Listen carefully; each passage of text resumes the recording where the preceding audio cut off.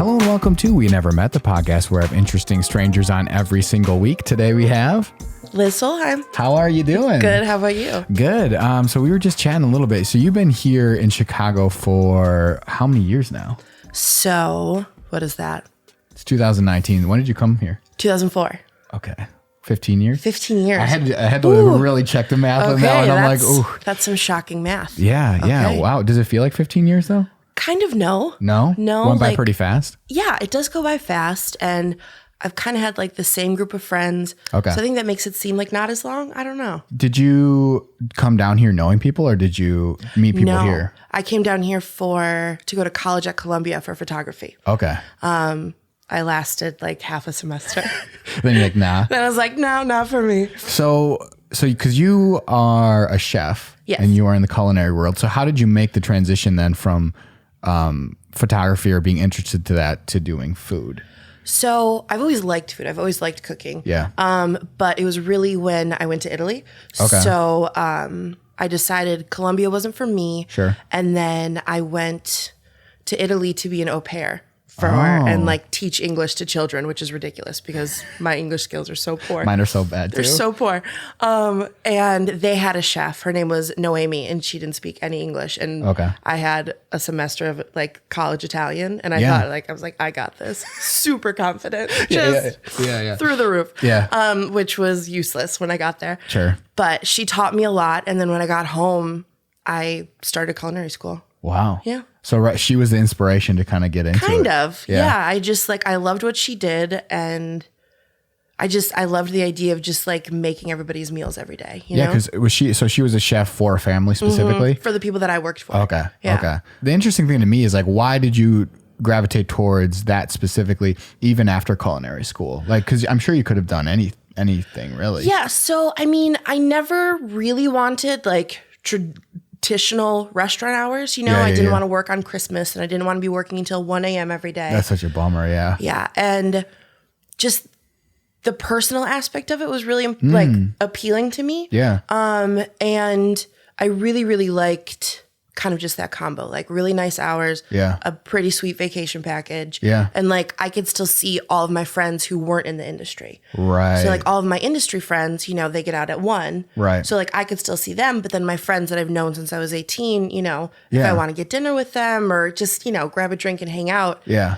It wouldn't really be an option if I worked in a restaurant. Right. It's like having a balance, like having a life balance. It's a good balance. Other than just like working working like terrible hours, really. I think like, you know, a true like badass restaurant chef, like that's their priority. Right. But as much as I love food, like I also need my life, you know, I also need like my friends and people I love and other hobbies that I love. So I needed the balance. So from a young age, before you even went to culinary school or came down here for school, were you involved in like culinary stuff, or did you enjoy it, or was it kind of like a later on life kind of thing? I mean, it like as far as job wise, no. Okay.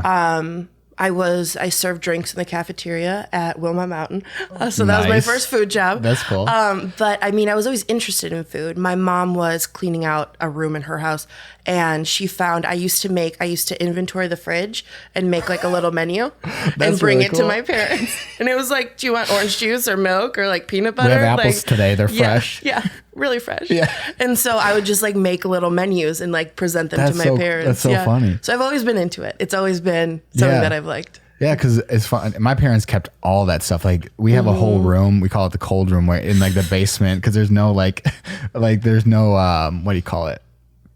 What makes a room cold or not? Insulation. Oh, gotcha. Go. Yeah. It's just like a room, and it has all of our old projects in it and stuff. Like it's your archive room. Yeah, exactly. As if we're like brilliant temperature minds. Controlled. Archival. Look at all these scrolls of like beautiful stuff you did in elementary school. Macaroni art. Yeah. It's like, why did you keep this? Like, we're never going to look at this. You know what I mean? Yeah. But that was one of the things I was very, very glad my mom kept, because she gave them to me and now I have them. And I just like, they're ridiculous, but I love them. How many did you make? Was it a lot? I think she saved probably like 5. Okay. But I did it very frequently. Yeah. Those are the 5 best. Yeah. The prime ones. That's when we had a really good fridge stock. Yeah. So, So you said you worked at was it a ski resort? Oh, a ski hill. Ski hill. They couldn't even call it a mountain. I mean, it was called Wilmot Mountain, but everybody called it the ski hill because it was low level. Oh yeah. Because I mean, we had Crystal Ridge where I grew up, or not Crystal. It was turned into like the Rock or something now, but it was a landfill that they made into a ski hill. I don't know if that's what ours was. It genuinely may have been. Yeah. Yeah. I feel like that was a Wisconsin thing. It's like, economical. Cover it in snow. No one will notice. People pay to come here. Yeah. It's perfect. So when you came down here to Chicago, you said you were at school for like half a semester, and then you so once you were done, how did you find the job in Italy? Like, was it a right away thing, or were you like searching a little bit? So I was a camp counselor right after I went to Columbia. Okay. And there was a lot of staff from the UK and from Europe, and I became super, super close with them. Yeah. And I came back here, and I was just kind of like, I miss the adventure. Like, I miss knowing people that, are from far off places, and I just really liked that.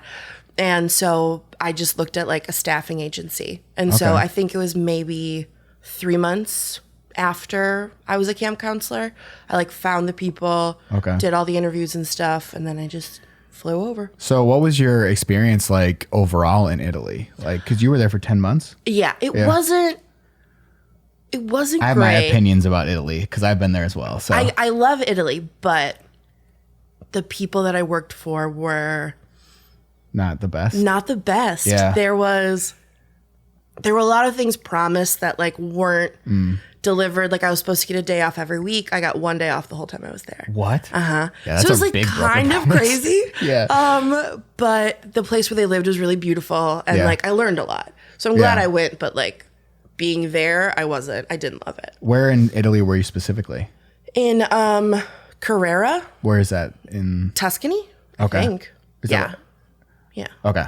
Yeah, because I was in Italy. I studied abroad in Ireland for 6 months. Very so we went over to Italy, and I was in Florence, Rome, and Venice. Those are the 3 places I went to. Very cool. I didn't really like it. No, why? No, I didn't like Rome specifically. It felt I felt sketched out when I was there. Mm-hmm.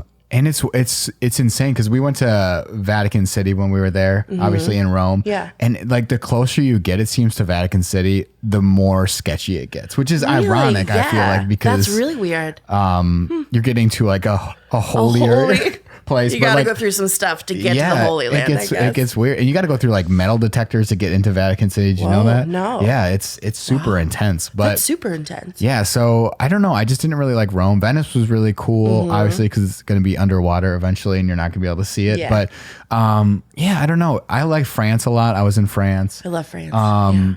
But yeah, Italy just wasn't for me. I don't know. Where'd you go in France? We went to Nice and Paris. Nice. Yeah, so very cool. It was a cool. I really like Nice a lot. I would always say if I retired, I would go there. Oh yeah, for sure. It's so nice. I love Nice. Oh my gosh. You're right on the ocean, and it's like perfect. Yeah. Yeah. We started when we did it a couple years ago. I travel every year with that group from the UK who I met when we were camp counselors. Yeah. And we did France maybe in like 2016. Yeah. I don't know. But we started in Paris, and then we went to Lyon, and then Avignon, and then we ended in Nice. Yeah. And I was like, why weren't we here the whole time? Yeah, I know. Like, people talk a lot of smack being from America about France, but I love it there. It was nice. Amazing. And the people are so nice. They're so nice. Yeah, they get a really bad rap, for being like rude. Yeah. I'm like, no, I think we're probably rude. And we're definitely rude. Yeah. we're just like the Americans. Yeah, right? Yeah. Like just trouncing over everything, not paying attention. But yeah, it was really cool. So do you have any specific stories from living in Italy that like you can remember that either were really interesting to you or... No, not really. The biggest, like the hardest thing was that I didn't know how to drive stick shift. And the car that they wanted me to drive, it was like a brand new BMW. And that's a lot of pressure. It had a stick shift. And I was like, you guys, I don't know how to drive this. Yeah, this is brand new. And the wife was teaching me, but her English was so horrible. Like she would switch up, like stop and go. Yeah. And like very crucial. Yeah, those are 2 words you really directives. need. Stop now, wait, like, go? Or no? Yeah, it was like maybe 10 days into it. She's like, I don't think you should drive anymore. Yeah, good call. You can walk to the grocery store. Yeah. I was like, all right, that's because were you in a rural area or was it like a more city area? Because it's hard to learn in a city. Yeah, it wasn't like a big. It was a burb. I would say. I gotcha. Yeah. Because I learned stick shift as well when I was growing up, and I I almost made myself sick.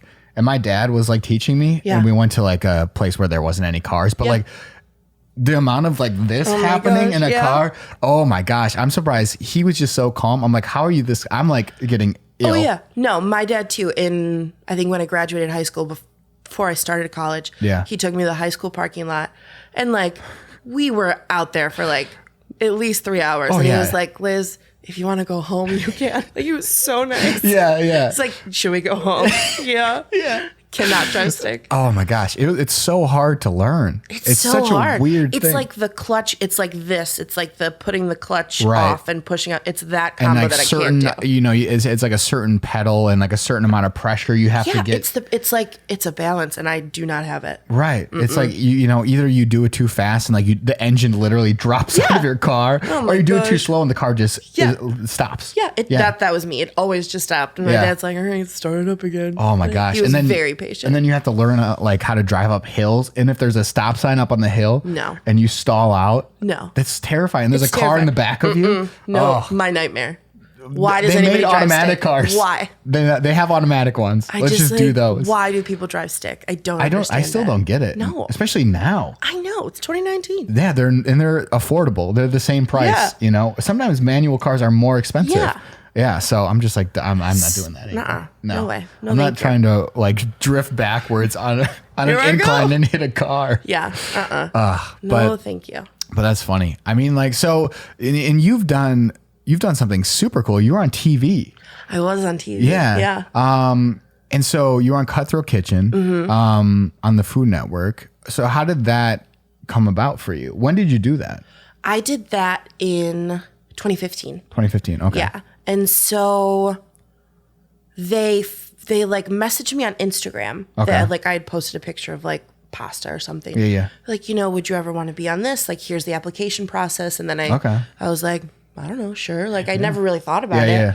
But so then you have to go through kind of the whole application and like Skype interviews and stuff. Okay. A lot of calls.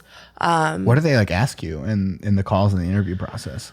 I think they want to know that you have some kind of like you have something to bring to the table. You're not just like cardboard. You know what I mean? Like you want to be like at least a little interesting. Yeah, exactly. They don't want somebody who's like super flat. And I think they thought I was like very weird. They kept calling me quirky, which was just like them being like, you're a stone cold weirdo, but like, let's do this. Yeah. Everybody was so great and so fun. And I found out that I got the show and I was going to go on it maybe 5 days before I had to go. Oh, wow. So that was fun. I was actually hosting a bachelorette weekend. Okay. So I had to shift that to someone else's house, but I couldn't tell anybody why because you're not allowed to tell people. So I was like, oh, my house is really dirty. I'm not up. Like, no one believed me. Nobody believed me. I don't have time for some reason now. Just things change. Yeah. So it was really cool. It was like they fly you out there. And then was this filmed in LA or New York? In LA, yeah. And the studio is like in downtown LA. Oh, cool. And it was the coolest experience. It was so fun. I was so nervous. I bet. Yeah. I was so nervous. Everybody else, like you get there and the 3 other contestants, one was like this like 22-year-old who was already like sous chef at this really great place. And then there was this guy who's been cooking for, 30 years and has owned multiple restaurants. Right. And then this woman who's written like 5 cookbooks. And they're like, what do you do? I'm like, I'm a personal chef. Like, my God. And I'm going to beat all of you. Literally everybody thought, like everyone's like, she's first gone. Like they were being so sweet to me. Like, that was really good. Like, oh, good job. Stop doing that. They were being like so just like, you little. Yeah. That's that almost is worse. Like the over nice thing. I'm like, stop being so nice to me. Okay. I'm about to bring all these skills. I will kill you. Yeah. Yeah. So how long were you on there? So it's is it one episode? So it's like there's 4 contestants and then each round you get eliminated and then there's one person left. Okay. So it's like Chopped where like it's one episode. Yeah. And so they flew me out and then the next day at like, I don't know, 6, they like pick you up at the hotel, take you in, hair and makeup and all that stuff. Sure. And then obviously depending on how long you stay in the competition is how long your day is.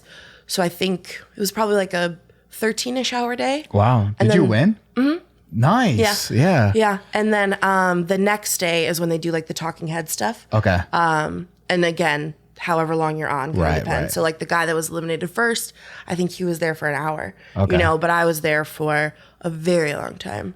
Yeah, where you're like, in your face. I was so nervous. The talking head part was what I was the most nervous about. Oh, sure. And you had to do it the longest because you were like, But I was so nervous, and I stutter when I'm nervous. Okay. And so there's like the woman off camera asking you all these questions, and you're supposed to be looking right into the camera. Yeah. And she'd be like, okay, say your name. I'm like, shuffle is like just. Yeah.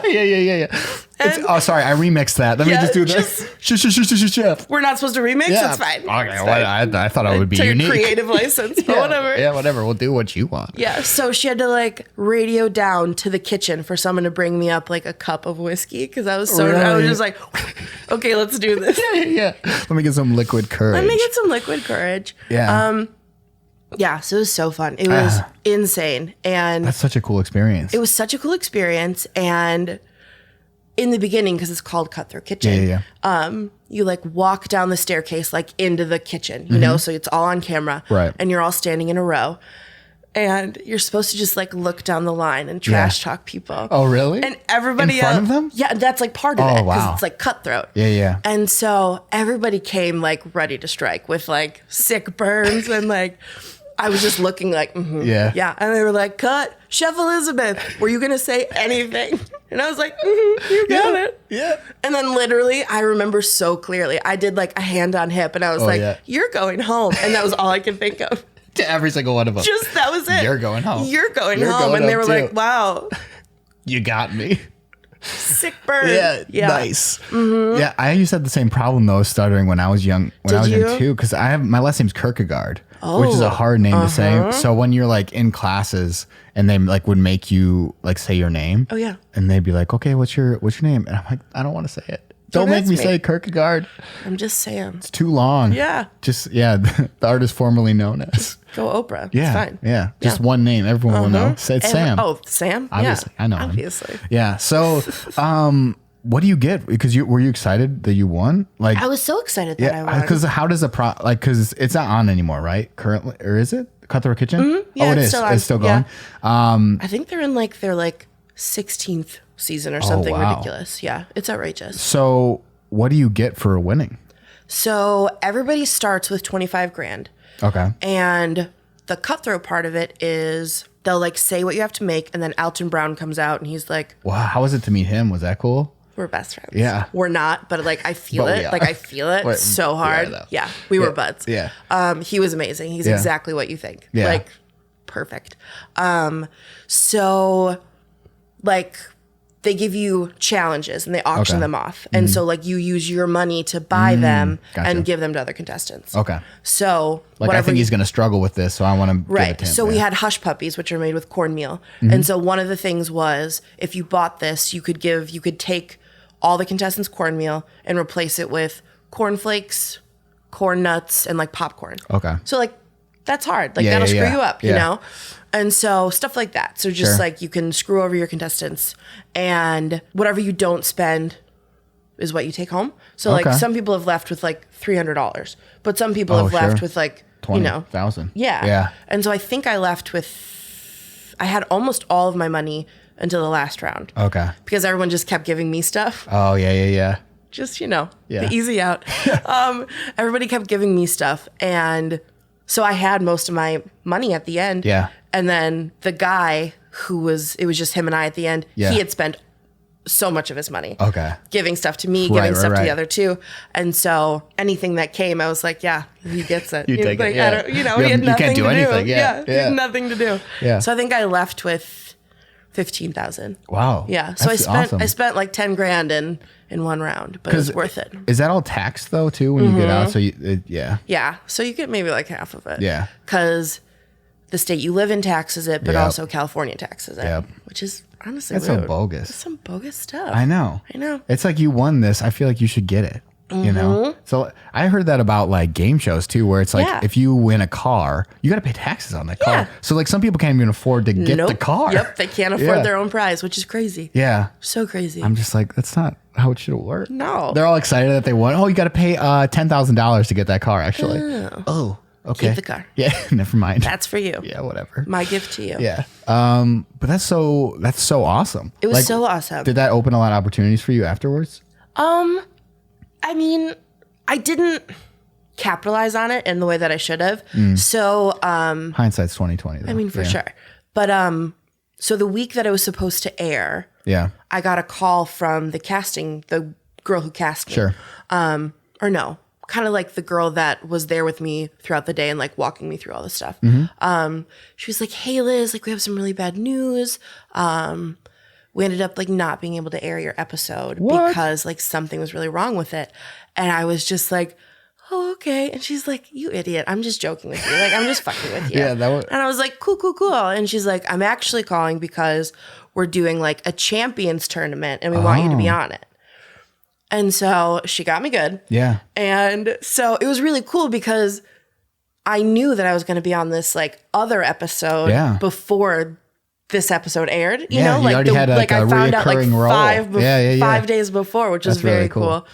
And we had a big viewing party at my friend's like loft downtown. Yeah. And it was just like the greatest. Like that's just so cool. Yeah. One of my good friends recorded the minute when like I won and like the whole room started cheering. That's so cool. And I will tell you, if I'm having a bad day, I'm just like playing it on repeat. Just like it's so good. It's like the mood. It's the ultimate mood. That's boost. so cool. Yeah. It's so nice that everyone was so excited for you too. I mean, it was so cute. It was just like surrounded by people who are like rooting for you. It's the best thing. I mean, it's cool enough that you got the opportunity to do that, but you also won and then got to do it again. So the second time you were on, how did that not go? win. Okay. I made it to the final round, but then I lost to actually another guy who lives in Chicago. Oh, nice. Who was the guy? Do you remember?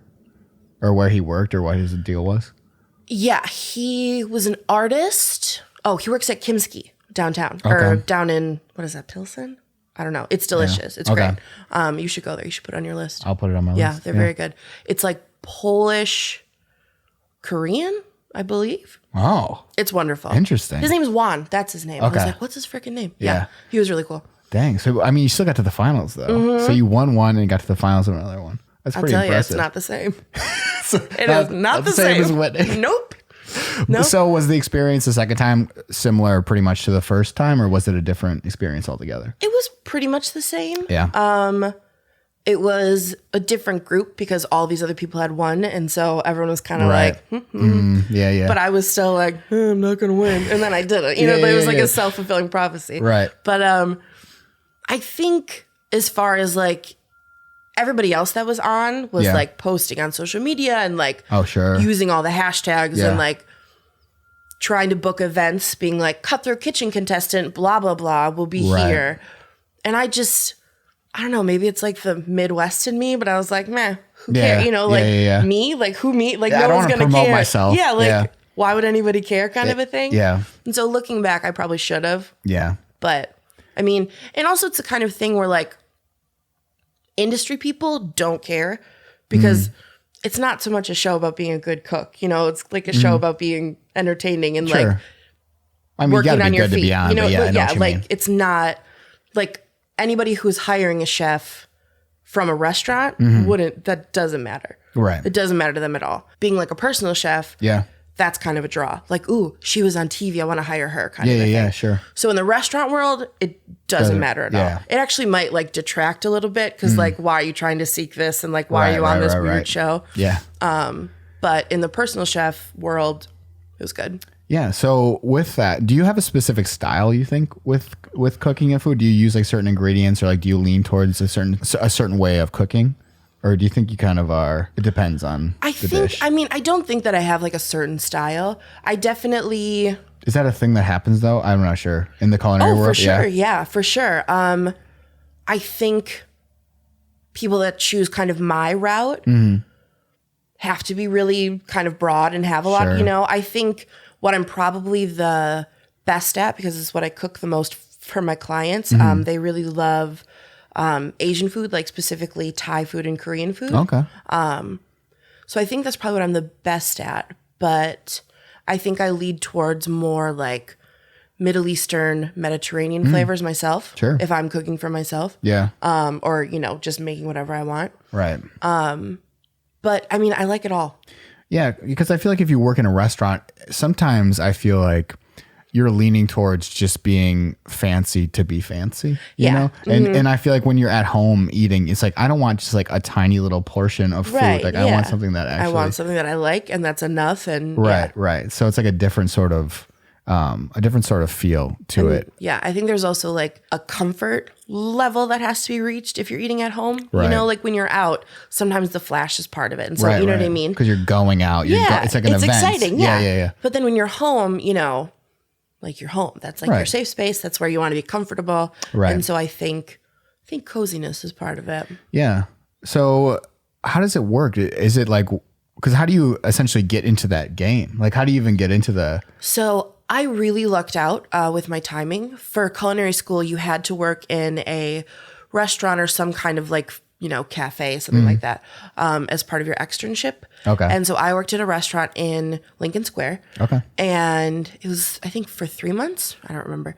But I didn't want to stay on. I didn't like it. Yeah.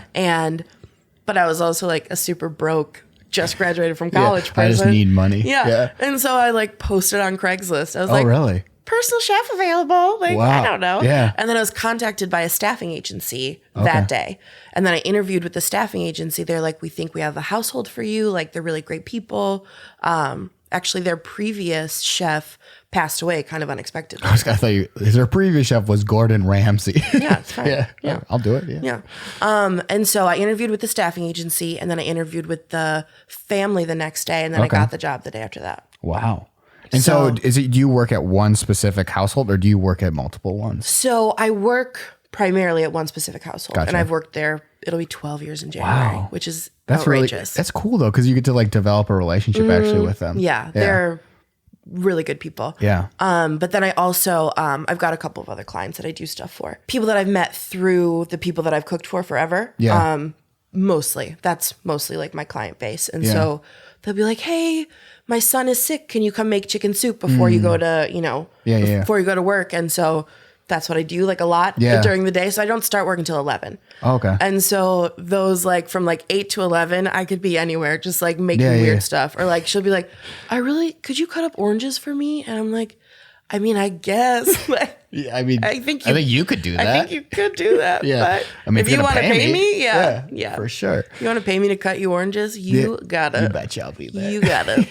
So, besides like the fact that it's you sort of better hours and you get to do something that you love and you get off on, what do you think the draw is for you working in that specific realm? So the draw initially, and it still is a draw, but it's also kind of a problem, is like the personal aspect. You know, I love the idea of like, I know that I'm important to these people and I know that like I make their lives better. Yeah. And I don't know, that's like the narcissist in me or I don't know, but like I am into it. Yeah. But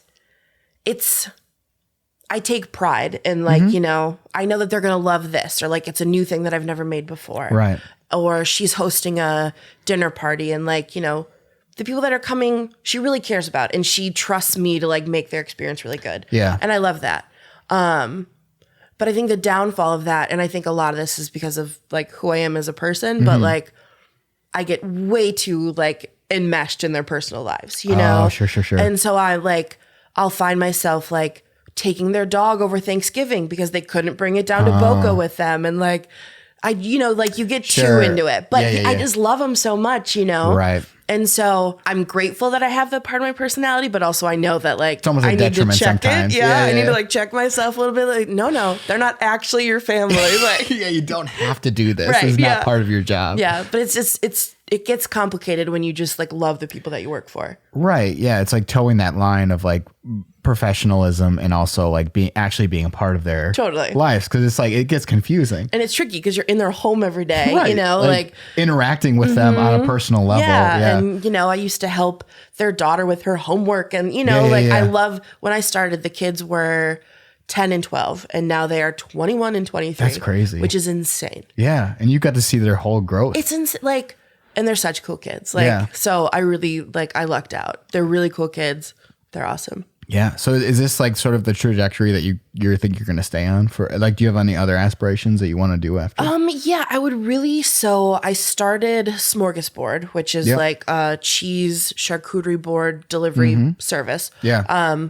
Right now it's just like a super side gig. Yeah. But I would really like to like flesh that out and kind of turn it into a full catering company. So that is pretty recent, and so I'm still trying to figure out like what steps I should be taking and the right things to do, but that's kind of where, if I can choose, that's where I would want my career to be going. How did you get into that specifically? Because it is a very niche part of like culinary in general. Is it something you've always done or like to do, or maybe it's always you did something at your that job? I've liked to do. Yeah. And I'll cater a lot of parties or like dinner parties and stuff, and like every time, like I'll spend 5 hours making like a tiny canapé, but then it's like the cheese boards and people are like, what is this? Dang, I'm like, you guys, this is just me putting stuff on a plate. Right. What about this thing I spent 7 hours on? Yeah. But so I mean, I really just like those were the things that everybody was gravitating towards. Yeah. It looks beautiful, it's like beautifully arranged, but also like what's on it is good, you know? Yeah, sure. And so I was just thinking about it one day and I was like, what if like that was just a business? You know what I mean? Like, what if I just did like party boards for people? And I'm, confidence is not my strong suit. Okay. And so I always text, I've got 2 of my closest friends and I always like group text them like, is this a stupid idea? They're like, no, Liz, just do it. Yeah, like, I'm sure they're so annoyed with me because I'm always like, this is probably stupid, right? Come on. Guys, this is dumb. This is like a really dumb idea, but what if I did it? Like, just say you want to do it. Like, I'm such a brat. Yeah. But they're so supportive, and I've got a great support group. And I was like, guys, how is this for like a business idea? Yeah. And I texted, a couple of people whose opinions I really trust, and everybody was like, yeah, do it. And so then I talked to my bosses about it because they're both business people. And I was like, is this a stupid idea? And they were both like, no, it's a great idea. You should do it, Right. And so I kind of just started, figuring out what was important to me as far as like starting a business and like what kind of products I wanted to source. And like, did I want to get stuff from France? Did I want to get stuff from Italy? Of course, they're making beautiful things, but we're making beautiful things here too, Yeah. And I mean, I don't know, you grew up in Wisconsin, but like I grew up very rural Wisconsin, and like what's growing here is like it's delicious, and like what's being made here is delicious. Like every gas station we would go to had like just jars of beef jerky right on the counter from like down the road. Yeah. Yeah. And like I love that. I love that part of growing up, and I just love what people are doing here. Right. Yeah. The locality and like, specific things. Because, it's becoming more and more of a thing that's coming to the forefront of people's minds when they're like looking at stuff, which is good because, there's like 2 companies that own like every single other food outlet. So, right, seriously. So it's like, it's nice that people are focusing on the farmer down the road that like is just, making really good cheese or something. So is all the stuff that you use on your boards, is it like pretty much sourced from the Midwest or? I would say probably like 90%. That's a lot. Yeah, there are some cheeses from Vermont that like I love, and I can't not have them. Still U.S. though. And then I don't know, is Kentucky the Midwest? Probably not. I don't know, what is Kentucky. Is it the South? It's kind of just like it's like there. It's Midwest/South. Yeah, but there's a really great creamery there that makes like phenomenal cheeses. So I get some stuff from there too. Yeah. There's some unknown states out there. It's like, where are you? Like, where are you supposed to? How do you identify? What region are you in? Yeah, I would assume that they'd be like, we're in the South, but I never associate Kentucky really with the South. I don't know. I mean, I don't know. Yeah, Alabama is like the South. The South, yeah, for sure. I've been to Alabama and I hate it. Did you? It's so bad. Have you been there? No. Oh. The only time I've spent in the South is in Durham. Oh, North Carolina. Yeah. After I was on the show, I kind of like had a panic. It was like, I should be doing something else with my life. Yeah. And so one of my good friends from culinary school had a cafe down there. So I went down there for 11 months. Okay. And like worked with her. And did you enjoy it? I heard North Carolina's cool. North Carolina's very cool. Yeah. I really enjoyed working with her, and meeting some of the people, I would do some things differently, I think. There was, I mean, I don't know if we can call him an ex-boyfriend, but we'll call him that for these purposes. Yeah. But he was there and I did not think he was going to be there. So that part of it was not great. Like working in the cafe? Yeah. And like living with us.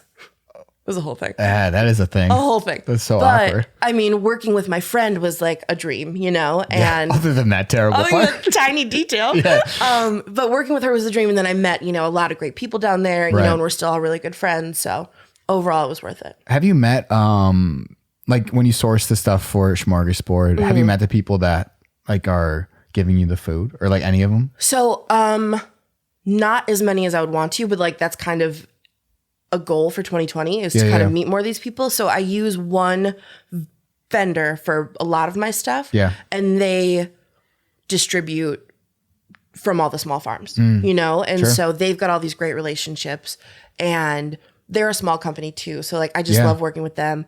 And so I really love them and I love working with them. And, you know, there's been talks of like, oh yeah, you can come on this farm field trip with us and go, sweet. You know, and I'm like, yes, please sign me up. Yeah. Cause I mean, every news story, at least being so close to Wisconsin, you hear about more and more dairy farms closing, like more local ones that are closing and stuff. So, it'd be cool to meet the people that are, I mean, still going. It is a hard industry. I bet. Yeah. It's crazy. And I know like, this much, you know, I know the tiniest amount about it, but it's something. Farming in general is just tough. Oh my gosh. Yeah. It's crazy. It's so crazy. Yeah. But it's something that I'm trying to educate myself about more. Yeah. Just because, you know, I think the more you know about the products you're getting, the better, you know, what you're making will be better. You know, it can only be, it can only improve. Yeah, because we drove up through like northern Wisconsin. We went whitewater rafting in like the very top of Wisconsin. Okay. But when you drive up there, it's just all these dairy farms. Like you drive past them. It's so cool. Yeah. You know, and they've been doing it forever. Yeah. I just think it's so cool. Yeah, but it's good to support them. So like what you're doing is awesome. Yeah, I hope this can be a success. For me, obviously. Yeah. But like, of course, you know, got to keep the lights on. But also, you know, I would love to be able to say that like I'm supporting these people that I really believe in, you know? I think that would just be the coolest thing to be able to say like, you know, I'm part of the reason they're in business. You know, like I'm helping. I think that would just be the coolest thing, you know?